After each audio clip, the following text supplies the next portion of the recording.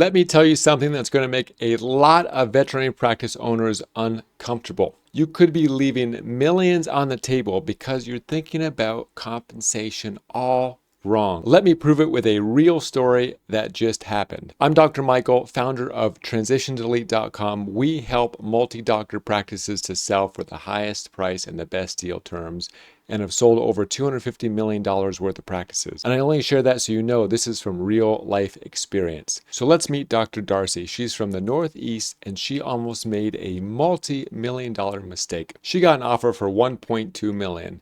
A low ball offer, and this is before coming to Transitions Elite. Well, a few months later, through Transitions Elite, she was able to sell for $3 million. So what was the difference?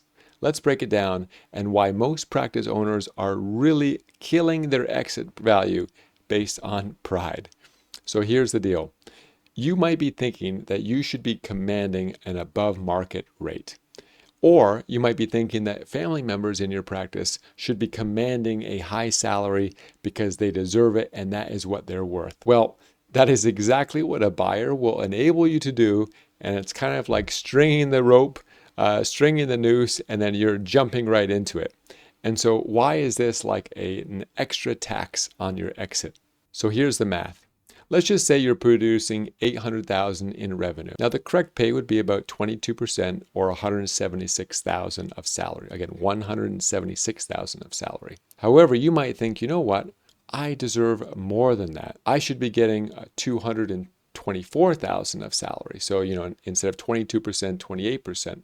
So that's a $48,000 difference. Now, seems innocent, but let's just say your practice value is a 14x multiple, and that's the type of multiples we're seeing for great practices in today's market. Let's do the math. Suddenly, that $48,000 of a salary increase becomes $670,000 in lost exit value. In other words, you boost the salary up to that amount, and you're going to lose $670,000 on the sale price. But it gets even worse. In a recent practice, in the middle of the due diligence, the owner's wife, who was the practice manager, kept demanding to keep her $85,000 salary as the practice manager. Now, this sounds fair. I mean, she deserves it. She's helped build the practice. Why should she receive a lower salary moving forward?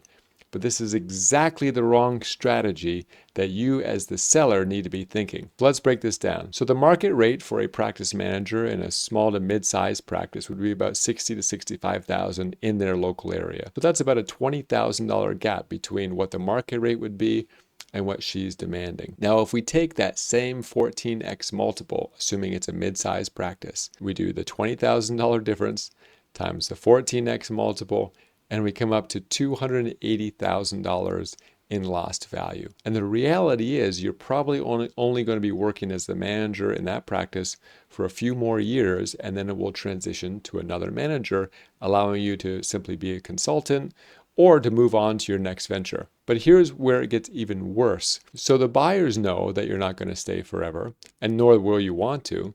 And they're happy to give you the inflated salary because it crushes the EBITDA and saves them money in the long term. So when you're going up against these sophisticated financial buyers, it's really important not to fall into the traps that they lay out for the practice owner and their family. So let's see how this all added up.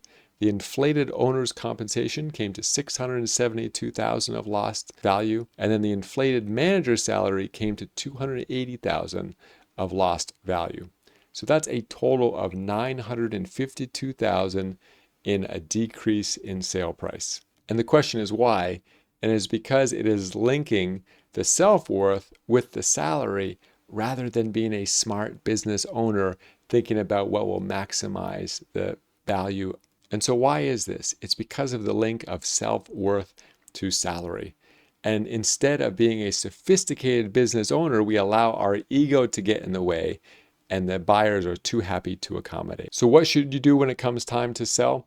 Firstly, do not negotiate hard on high salaries. In fact, speak to your advisor and try to get as low a salary as possible so that you're able to justify a higher EBITDA. Make sure that you have contracts in place with all of your team members and really focus on massaging that adjusted EBITDA going into the sale, looking through the eyes of the buyer and understanding what are the likely cost savings that they are going to realize, always making sure that it's completely justified and legitimate.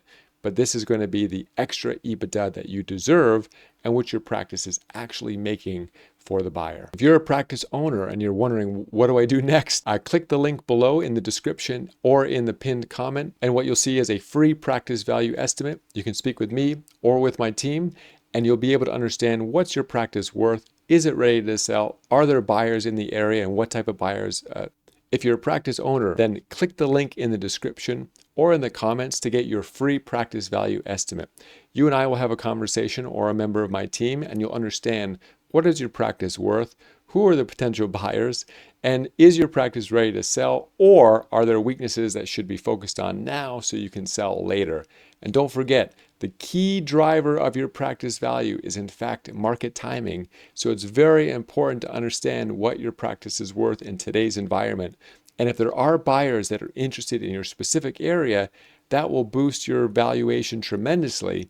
But if they leave and there's no competition, then suddenly you're back down at square one. So go ahead and click that link in the description, and I look forward to meeting with you and really helping you consider one of the most important transactions of your life.